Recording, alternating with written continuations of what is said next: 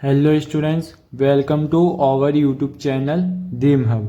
Last के lecture में हमने पढ़ा था one society in the age of Gautam Buddha, यानी कि जो गौतम बुद्ध थे उस समय वन सोसाइटी और कौन कौन से स्टेट्स अपने इंडिया के अंदर बने थे या बनाए गए थे उसके बारे में लास्ट लेक्चर में डिस्कस करा था। साथ ही जब गौतम बुद्ध थे उस समय कौन सी मटेरियल लाइफ यूज़ करते थे पीपल्स, और जो ट्राइब्स थे उस समय कौन सी मटेरियल लाइफ यूज़ करते थे। साथ ही उन्होंने कौन से मेटल्स बनाए थे और व्यापार करने का तरीका क्या था, कमाने का तरीका क्या था उनका, उसके बारे में लास्ट लेक्चर में डिस्कस करा था। आज के इस लेक्चर में हम डिस्कस करने वाले हैं एडमिनिस्ट्रेटिव सिस्टम के बारे में, यानी कि जब गौतम बुद्ध थे उस समय जो सोसाइटी बनी थी वर्ण सोसाइटी, उस समय एडमिनिस्ट्रेटिव शासन मतलब जो शासन है वो कैसा था, उस समय राजनीति कैसी थी, उसके बारे में इस लेक्चर में डिस्कस करने वाले हैं। We hear of many states in this period, only Kosala and Magadha emerge as powerful. अब इस समय बहुत सारे जो स्टेट्स हैं उनके बारे में हम पढ़ते हैं, जिसमें सबसे ज़्यादा पावरफुल एक तो कौशल और मगध, दो स्टेट्स हैं जिनको सबसे ज़्यादा पावरफुल बताया गया था एडमिनिस्ट्रेटिव सिस्टम के अंदर। The king enjoy the highest official status and special protection of his person and property. अब जो किंग हुआ करता था उस समय, जो राजा होता था, वो हाईएस्ट ऑफिशियल स्टेटस एंजॉय करता था, मतलब सबसे ज़्यादा पावरफुल उस समय किंग को माना जाता था।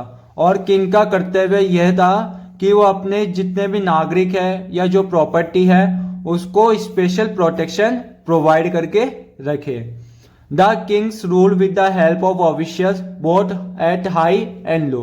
अब जो किंग्स थे, राजा हुआ करते थे उस समय, वो दो तरीके से ऑफिशियल में रूल करते थे, और उस समय एक तो हाई ऑफिशियल्स ऑफिसर हुआ करते थे और एक लो ऑफिसर्स हुआ करते थे। Higher officials were called mahamatras, और जो हायर ऑफिशियल्स थे उन्हें क्या नाम दिया गया, महामात्रास नाम दिया गया। And they perform various functions such as those of the ministers, मंत्री, कमांडर, सेनानायक, जज, chief accountant and head of the royal harem. अब उस समय क्या था, जो ऑफिसर्स थे उस समय हायर ऑफिसर्स, उनको तो महामंत्र नाम दिया गया। और इन ऑफिसर्स का काम क्या था, जिसमें मंत्री की पोस्ट हुआ करती थी जिसको मिनिस्टर्स कहते हैं, और कमांडर की पोस्ट हुआ करती थी जो सेना नायक कहलाता है। इसमें जज, न्यायाधीश भी हुआ करते थे। साथ ही चीफ अकाउंटेंट, जो उनके व्यापार और जो भी टैक्सेस कलेक्ट हो रहे हैं इसका लिखने का काम करता था चीफ अकाउंटेंट। और एक head of the royal harem. अब जो भी हेड हुआ करता था, मतलब जो भी मिनिस्टर जो है उनको संभालता था, उनका एक हेड भी हुआ करता था उस समय। Class of officers called yuktas also perform similar functions in some of the states. अब कुछ स्टेट्स है जिसमें ऑफिसर्स है जिसका नाम क्या बताया गया है, युक्तास नाम का एक ऑफिसर्स बताए गए हैं, जो कि सिमिलर फंक्शन परफॉर्म करते थे किसी स्टेट में। जो ये फंक्शन है मंत्री के, कमांडर के, जज के, चीफ अकाउंटेंट के, सिमिलर फंक्शन परफॉर्म करते थे कौन, युक्तास। वर्षक ऑफ द मगध एंड दीर्घ चरण of Kaushal were effective and influential ministers. अब उस समय एक तो वर्षकर नाम का मिनिस्टर हुआ करता था मगध में, और साथ ही दीर्घचर्यन नाम का मिनिस्टर हुआ करता था कौशल देश के अंदर। तो ये जो दोनों मिनिस्टर्स हुआ करते थे ये बहुत ही इफेक्टिव और इन्फ्लुएंशियल मिनिस्टर हुआ करते थे, यानी कि बहुत ही प्रभावशाली मिनिस्टर होते थे और पावरफुल भी माने जाते थे। In both Kosala and Magadha, despite the use of the punch mark coins made of silver, some influential Brahmanas and setthis were paid by grant of revenue of villages. अब ये जो दोनों स्टेट्स है कौशल और मगध, इसके अंदर पंच मार्क कॉइन्स का भी यूज करने लग गए थे, जिसमें सिल्वर के कॉइन्स होते थे, और इनके अंदर जो ब्राह्मण्स होते थे या जो सेठ लोग होते थे ये रेवेन्यू मिलता था इनको विलेजेस के थ्रू। जो विलेजेस के पीजेंट्स होते हैं, फार्मर्स होते हैं, वो इनको रेवेन्यू दिया करते थे उस समय। In the beginning of the headman the rural administration function as the leaders of the tribal regiments and so they were called Gramini which means leader of the gram or a tribal military unit। अब जैसे शुरुआत हुई थी वर्ण system की, उस समय क्या हुआ था, हेडमैन बनाए गए थे जो कि रूरल एडमिनिस्ट्रेटर कहलाते हैं। जो गांव वगैरह विलेजेस होते हैं उनके जो शासन को संभालता है वो हेडमैन कहलाता था उस समय। और हेडमैन का फंक्शन क्या था, जितने भी ट्राइबल रेजिमेंट्स है, जो भी गांव के जितने भी पीपल्स है, जो भी इंडिविजुअल्स है, उनको प्रोटेक्शन प्रोवाइड करने का काम करता था और उनको लीड करने का काम करता था हेडमैन। और जो हेडमैन है उसको बाद में क्या नाम दे दिया गया, ग्रामीणी नाम दे दिया गया, जिसका मतलब होता है कि लीडर्स ऑफ द ग्राम, मतलब गांव का लीडर या फिर एक ट्राइबल मिलिट्री यूनिट।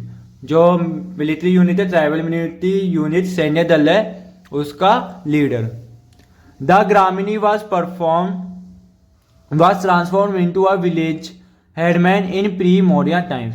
अब जो ग्रामीणी थी वो कब ट्रांसफॉर्म कर दी गई थी विलेज के हेडमैन के रूप में, जब मौर्य टाइम चलता था, उस समय ही ग्रामीणी नाम दे दिया गया था विलेज के हेडमैन को। The village headman were known by the different titles such as grama bhojaka, gramini और ग्रामिक। अब जो विलेज के हेडमैन्स होते थे उनको अलग अलग नाम से जाना जाता था। कोई ग्राम भोजक कहते थे, कुछ ग्रामीणी भी कहते थे और कुछ ग्रामिक भी कहा करते थे। 86,000 gramikas are said to have been summon by the Bimbisara. अब जो बिंबिसार था उस समय करीब 86,000 ग्रामिक्स बना दिए गए थे, किनके द्वारा, बिंबिसार द्वारा। The village headman accessed and collected the taxes from the villagers and they also maintained law and orders in their locality। अब जो भी विलेज के हेडमैन होते थे, यानी कि जो भी ग्रामीणी या ग्रामिक हुआ करते थे, वो क्या करते थे, विलेजर्स है और जो फार्मर्स है उनसे टैक्स कलेक्ट करने का काम करते थे। और जो भी लोकेलिटी है, जो भी सोसाइटी है, जो भी विलेज है, उसके अंदर लॉ एंड ऑर्डर मेंटेन करने का काम करता था कौन, हेडमैन। Army and taxation. अब उस समय आर्मी कैसे बनाई गई थी और पावर कितनी थी आर्मी की, और टैक्स कैसे कलेक्ट किया जाता था, वो पढ़ते हैं अपन at the age of Buddha, Buddha के समय पर जब वर्ण सोसाइटी बनी थी। At the time of Alexander's invention the Nanda ruler of Magadha kept 20,000 cavalry, 2 lakh infantry, 2,004 horse chariots and about 6,000 elephants। अब जब अलेक्जेंडर का इन्वेंशन हुआ था, अलेक्जेंडर का आक्रमण हुआ था अपने इंडिया में, उस समय जो नंद रूलर थे मगध के, उनके पास टोटल 20,000 तो सेना थी और करीब 2 लाख इन्फेंट्री, यानी कि जो टूल्स और जो वेपन्स है वो करीब 2 लाख के आसपास थे। और 2 to 4,000 मतलब 2 से 4,000 तो उनके पास हॉर्स चैरियट्स थे, रथ थे, और 6,000 एलिफेंट्स हुआ करते थे अलेक्जेंडर के इन्वेंशन के समय नंद रूलर के पास। The horse chariots were losing their importance not only in the north east but also in the north west India where they had been introduced by the Vedic people. अब उस समय क्या था, जो हॉर्स चैरियट्स थे, जो रथ थे घोड़ों के, वो कम होने लग गए थे नॉर्थ ईस्ट इंडिया के अंदर अलेक्जेंडर के इन्वेंशन के बाद में। यानी कि जो बुद्ध पीरियड स्टार्ट हुआ था उस समय ये कम हो गए थे और इनको इम्पोर्टेंस इतनी ज़्यादा भी नहीं मिल रही थी नॉर्थ ईस्ट इंडिया के अंदर। और साथ ही जो नॉर्थ वेस्ट इंडिया है उसमें भी इसकी कमी हो गई थी, जहाँ पर वैदिक पीपल के बारे में बताया गया था। Various and priest the Kshatriyas and the Brahmins were expected from payments of taxes and the burden fell on the peasants who were mainly वैश्यास और गृहपतिस। अब उस समय क्या था, जो भी वेरियस थे या जो प्रीस्ट थे, जो सेना हुआ करती थी, या जो प्रीस्ट ब्राह्मण होते थे, और साथ ही क्षत्रिय और ब्राह्मण, इनको क्या मिलता था, टैक्सेस की वजह से इनको बहुत लाभ प्राप्त होता था और टैक्सेस के अंदर इनको छूट मिलती थी, इनको टैक्स पे नहीं करना पड़ता था। लेकिन टैक्स किनको पे करना पड़ता था, जो वैश्य हुआ करते थे या फिर जो गृहपतिस होते हैं विलेजेस में, फार्मर्स या जो व्यापारी थे, उनको उस समय टैक्स पे करना पड़ रहा था। इसी वजह से इनको खूब झेलना पड़ रहा था कि इनको वैश्यास को टैक्स भरने के लिए। Bali, a voluntary payment made by the tribesmen of their chiefs in Vedic times in the age of Buddha, and officers called Bali Sadokas were appointed to collect it. अब जो बाली है एक वॉलेंटरी पीजेंट माना जाता है।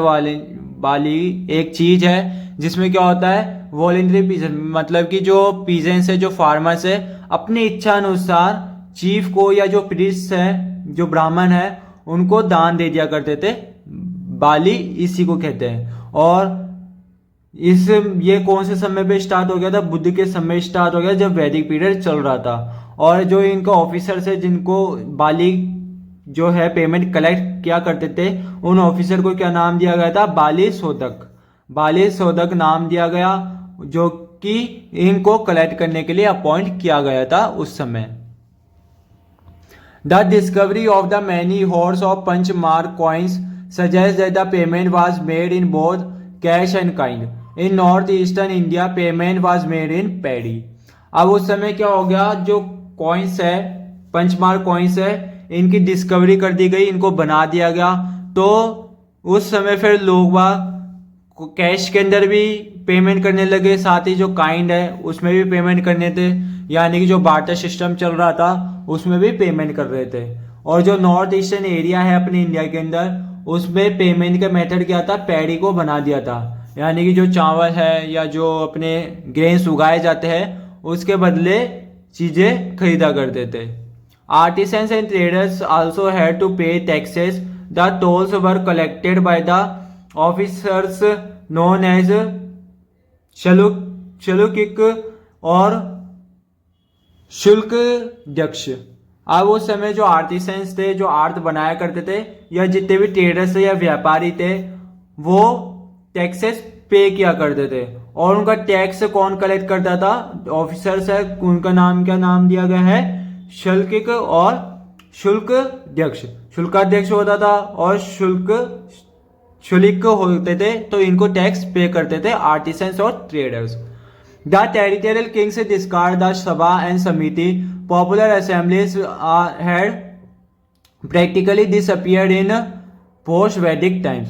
अब जो भी टेरिटोरियल किंग्स थे, या ऐसा मान लो जो क्षेत्रीय किंग्स थे, जो सिर्फ एक ही क्षेत्र को, एक ही जगह को संभालते थे, उन किंग ने क्या कर दिया, जो सभा और समिति हुआ करती थी वैदिक टाइम में, उनको डिस्कार्ड कर दिया, उसको बंद कर दिया, और अपने हिसाब से जो भी पॉपुलर असेंबलीज थी उसको डिस्कार्ड कर दिया था, डिसअपेयर हो गई थी पोस्ट वैदिक टाइम में। यानी जो वैदिक पीरियड था, सभा और समिति बनाई गई थी, उसको बंद कर दी गई थी बाद में किंग्स के द्वारा, टेरिटोरियल किंग्स के द्वारा। मतलब जो छोटे छोटे क्षेत्र थे उसमें ये सब चीजें बंद कर दी गई थी।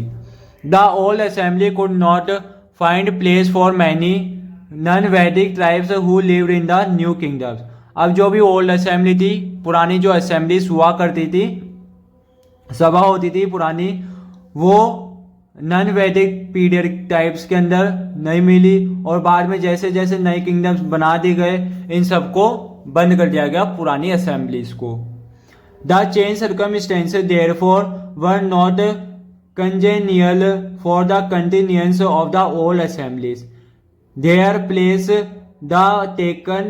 was taken by the small body called parishad consisting exclusively of Brahmanas.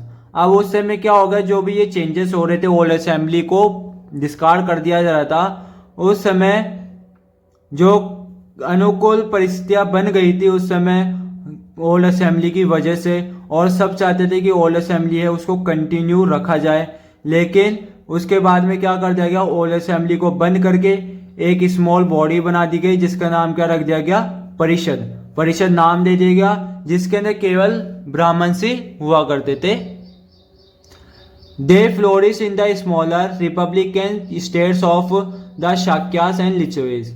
अब उन्होंने क्या करा, जो ब्राह्मण से या जो भी नए सभा बनी थी, उन्होंने क्या करा था, जितने भी रिपब्लिकन है, जो भी स्मॉलर रिपब्लिकन स्टेट्स है, छोटे स्टेट्स है, जैसे कि शाखा हो गए या फिर लिचविस हो गए, इन सब को भी क्या कर दिया, विकास करा इन सब का भी, इनको भी डेवलप करने लग गए उस समय पर। आज के लेक्चर में हमने पढ़ा है एडमिनिस्ट्रेटिव पावर के बारे में, और जो भी टैक्सेस है या जो भी आर्मी है बनाई गई थी उसके बारे में अपन ने इस लेक्चर में डिस्कस करा है। आज का लेक्चर यही समाप्त होता है। अगर आपको वीडियो अच्छी लगी हो तो लाइक करें, चैनल पे नए हैं तो सब्सक्राइब करें। Thanks for watching.